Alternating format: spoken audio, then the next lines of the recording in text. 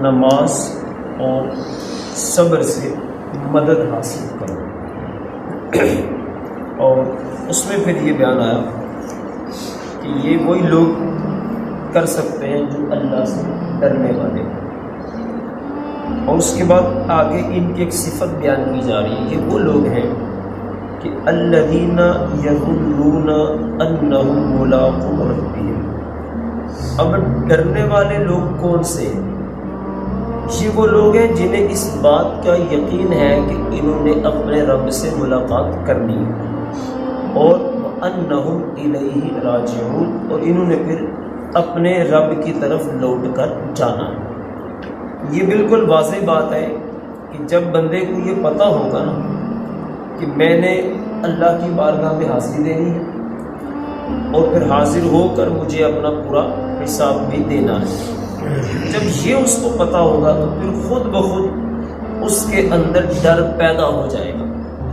اور یہی وہ چیز ہے جو مسلمان کو اور کافر کو الگ کرتی ہے، ان میں فرق کرتی ہے، کیونکہ ان کے ذہن میں یہ ہے کہ ہم نے بس دنیا میں ہی جو کچھ کرنا ہے، جو مزے اڑانے ہیں، جو عیاشی کرنی ہے، جو کھانا ہے، جو پینا ہے، سب کچھ دنیا میں ہی کرنا ہے، اس کے بعد ہماری زندگی ختم ہے، اس کے بعد کچھ بھی نہیں۔ لیکن مسلمان کو پتہ ہے نہیں، اس کے بعد بھی ہماری ایک زندگی ہے، اس لیے پھر وہ دنیا میں محتاط رہ کے کام کرتا ہے۔ اس لیے دوسرے لوگ کافی ان کو کوئی پرواہ نہیں، جو کرنا ہے اسی میں کر لو، جو عیاشی کرنی ہے اسی میں کر لو، کسی بات کا کوئی حساب نہیں، کوئی کتاب نہیں، کوئی دوبارہ نہیں اٹھا جائے گا۔ لیکن مسلمان ایسا نہیں، اور حقیقت بھی یہی ہے، دنیا کے بعد ایک دوسری زندگی ہے جو کہ پھر انسان کی حقیقی زندگی ہے۔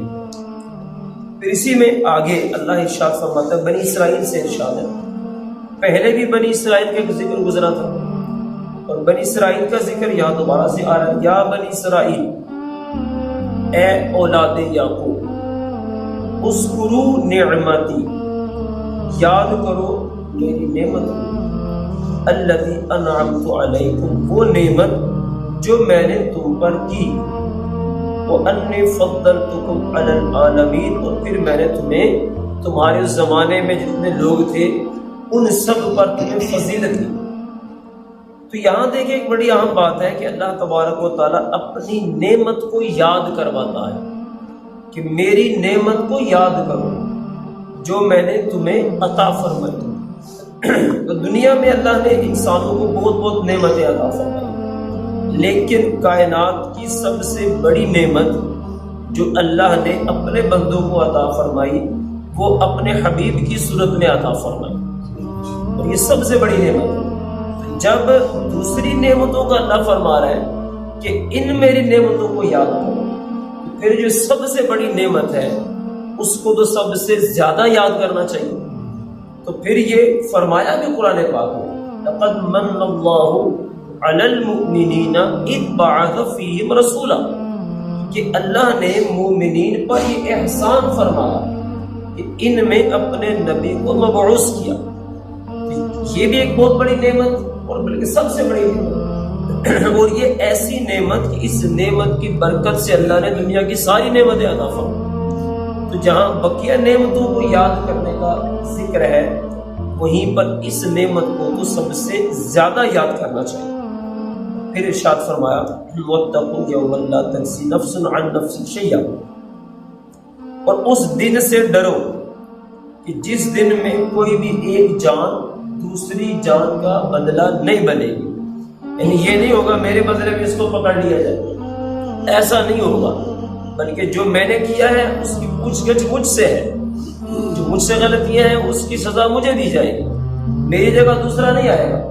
اور وَلَا يُقْبَلُ مِنْهَا شَفَاعَةٌ، کوئی بھی کسی کافر کے لیے ذرا سی بھی سفارش قبول نہیں کی جائے گی۔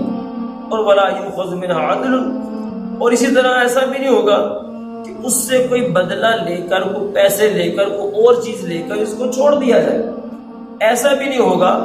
اور وَلَا هُمْ يُنصَرُونَ، اور پھر اس دن ان کی کوئی مدد بھی نہیں کی جائے گی۔ اب یہ آیت مبارکہ بالکل واضح ہے اور ہے کہ کافروں کے بارے میں۔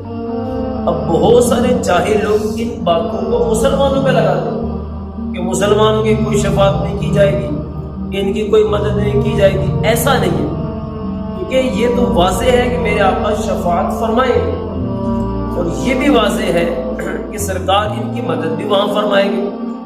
اس لیے یہ آیت جو کافروں کے لیے ہے اس کو کافروں کے لیے رہنے دیا جائے، اور جو مسلمانوں کے لیے مسلمانوں کے لیے ہی رہنے دی جائے۔ اللہ جل شانہ الحمدللہ۔